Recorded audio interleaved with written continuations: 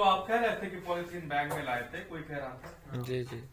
तो वही मशरूम की खेती के बारे में हम खास तौर पे आपको बताएंगे, क्योंकि अगर बटन में हम लोग आगे बढ़ेंगे तो बटन थोड़ा डिफिकल्ट है, उसमें कंपोस्ट और केसिंग भी बनाना पड़ता है और उसमें जा करके फंस जाएंगे, वो 1.5 महीने का प्रोसेस होता है। तो पहले प्रारंभिक जानकारी जो आसान हो, खेती तो सब करना है, इसका मार्केट थोड़ा सा कम है, लेकिन ये ज्यादातर प्रोसेसिंग में, प्रसंस्करण में प्रयोग होता है। इसका अचार है, आपको बाहर खेत की खास तौर पे आवश्यकता नहीं है।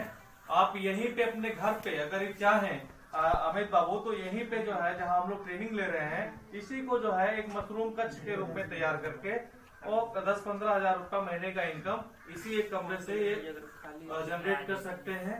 उसमें जो है उसका जो फायदा ले सकते हैं, बशर्ते यहाँ थोड़ा सा इंफ्रास्ट्रक्चर बाहर का बना हुआ है, अंदर कुछ बना लेना है, रैक वगैरह, अपना हैंगिंग मेथड।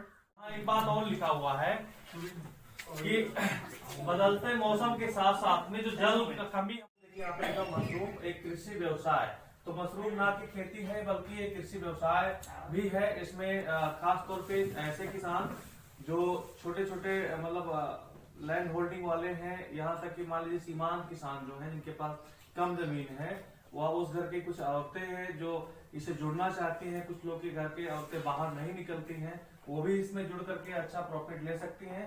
इन सब बातों को हम आगे बढ़ाएंगे, लेकिन सबसे पहले जरूरी है कि आप लोगों का भी एक परिचय हो जाए एक एक करके, उसके बाद हम लोग आगे बढ़ते हैं, इस प्रशिक्षण को आगे बढ़ाएंगे।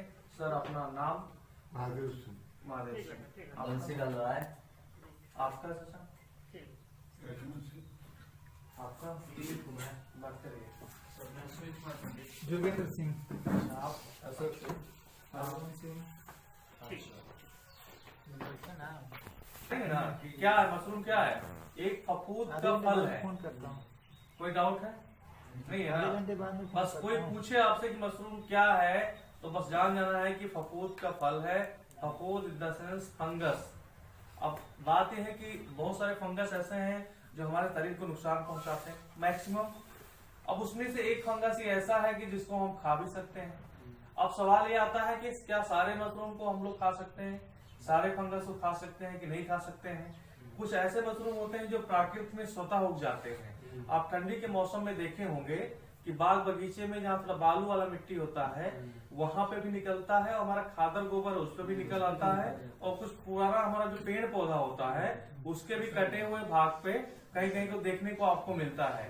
लेकिन क्या ऐसे सारे मशरूम को खाया जाता है कि नहीं खाया जाता है, और किस नाम से इसको जानते हैं? आप लोग किस नाम जानते हैं? गोबर सत्ता के नाम जानते होंगे और कुकुरमुत्ता के नाम से जानते होंगे, बड़ा विचित्र विचित्र इसका नाम है, उन सारे नामों से आप लोग परिचित होंगे। क्या चाचा, मशरूम तो आप लोग ऑलरेडी पहले देखे हुए हैं। मशरूम एक्चुअली होता क्या है कि प्राकृतिक में कुछ स्वतः उग जाता है और कुछ हम लोग वैज्ञानिक तरीके से उगाते हैं। लेकिन जो हम वैज्ञानिक तरीके से उगाते हैं, जितने भी मशरूम हमारे हैं वो सब खाने योग्य होते हैं, और जितना मशरूम स्वतः प्राकृतिक में उगता है वो कुछ तो खाने लायक होता है और कुछ खाने लायक नहीं होता है। तो हमें ये जानना चाहिए कि इसमें से कौन सा खाने लायक है, और मशरूम के नाम से भी जानते हैं, ओएस्टर को डिंगरी के नाम से भी जानते हैं, और पैंडी एस्ट्रा जिसे पुआल मशरूम के नाम से हम लोग जानते हैं। तो पहला बात ये क्लियर हुआ कि मशरूम कहते किसे हैं, किसे कहते हैं? हाँ, फफूद का एक फल जो आँख से देखा जा सके, हाथ से छुआ जा सके, खाया जा सके, जो जमीन से 60 या 70% ऊपर हो, बाकी 30% नीचे हो, उसे